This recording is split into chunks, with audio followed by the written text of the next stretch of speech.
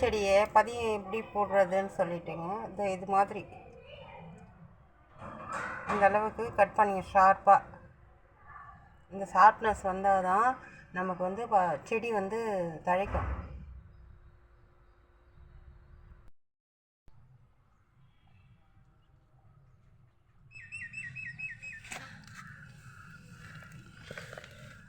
இது மாதிரி நடணுங்க. இது மாதிரி நட்டு இந்த ஸ்டெம் வந்து இந்த அளவுக்கு இருக்குது, ஒரு பென்சில் அளவுக்கு ஒரு ஷார்ப்னஸாக இது மாதிரி ஷார்ப்னஸாக இருக்கணும். அப்போ தான் நல்லா தழைச்சி வரும்.